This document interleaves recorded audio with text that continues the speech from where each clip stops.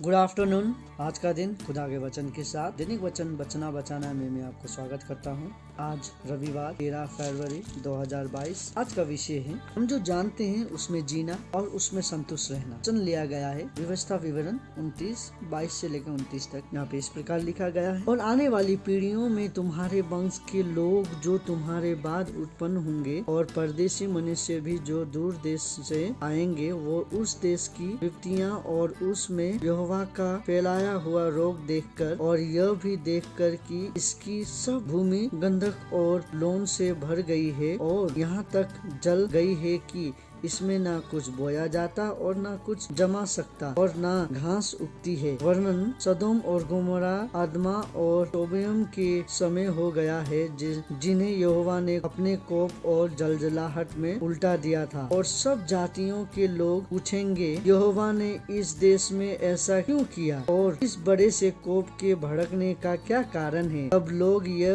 उत्तर देंगे, उन्होंने पूर्वजों के परमेश्वर यहोवा ने जो वाचा उनके साथ मिस्र देश में निकालने के समय बांधी थी उसको उन्होंने तोड़ा है और पराये देवताओं की उपासना की है, जिन्हें वे पहले नहीं जानते थे और यहोवा ने उनको नहीं दिया था। इसीलिए यहोवा का कोप इस देश पर भड़क उठा है कि पुस्तक में लिखे हुए सब श्राप इस पर आ पड़े।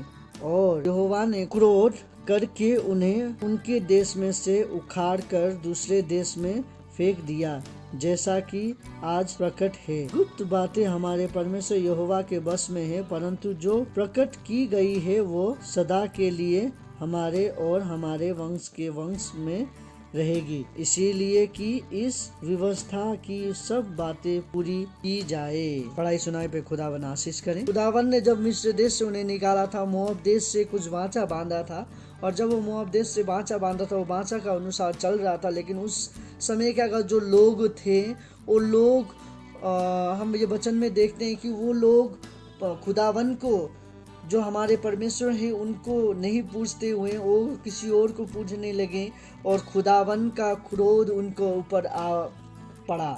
जब उनके ऊपर वो क्रोध आ पड़ा, हम जब इंसान एक दूसरे पे क्रोध होते हैं तो कुछ समय के लिए हम क्रोध होते हैं, हम झगड़ा करते हैं, उसके बाद हम शांत हो जाते हैं, कल से फिर हम मिलने जुलने लगते हैं। लेकिन खुदावन का क्रोध ऐसा नहीं था। खुदावन का क्रोध उनके ऊपर ऐसा आ पड़ा कि आज के लिए नहीं, कल के लिए नहीं, सदा के लिए वो लोग को उस जगह से, उनके देश से उखाड़ कर दूसरे देश में फेंक दिया, बोल के हम देखते हैं ये वचन द्वारा। इसी द्वारा हम जब वो लोग जानते थे कि खुदावन एक ही खुदावन के अलावा दूसरा खुदा नहीं है और उस खुदावन ने उन्हें बचाया है, वो जानते थे, और उसके साथ साथ वो उस खुदावन ने उन्हें सब कुछ दिया है, जो कि हम देखते हैं 29 के पद में। उनका कपड़ा 40 साल तक पुराना नहीं हुआ, उनके जूते 40 साल तक पुराना नहीं हुआ। वो लोग उनको भूल के दूसरे देवी देवताओं को पूजने लगा, तो खुदावन का क्रोध उनके ऊपर आ पड़ा। जब खुदावन का क्रोध उनके ऊपर आ पड़ा तो बहुत मुसीबत हो चुका।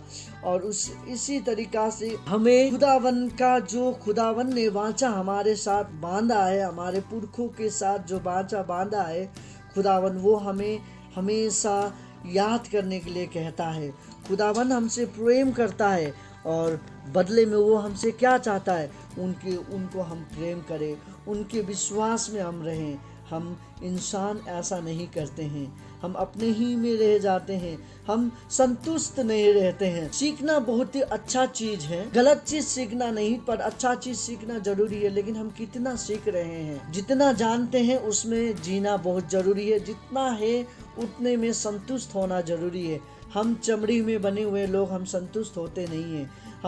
हम आज जितना कर रहे हैं, हम जितना आज कमा रहे हैं, जितना हम कर रहे हैं, कल इससे ज़्यादा हमें चाहिए, कल इससे ज़्यादा हमें कमाना है, कल इससे ज़्यादा हमें करना है। हम इस तरीका में रहते हैं और हम इसके बचाते इतने लोभ में फंस जाते हैं कि हमारा कल क्या होगा, खुदा हमारा आत्मिक जीवन हम भूल जाते हैं। मैं आप सभी से यही निवेदन करता हूँ कि आपके पास जो है उससे खुदावन का नाम ऊंचा करें। खुदावन आप सभी को आशीष करे। आपका दिन शुभ हो। धन्यवाद।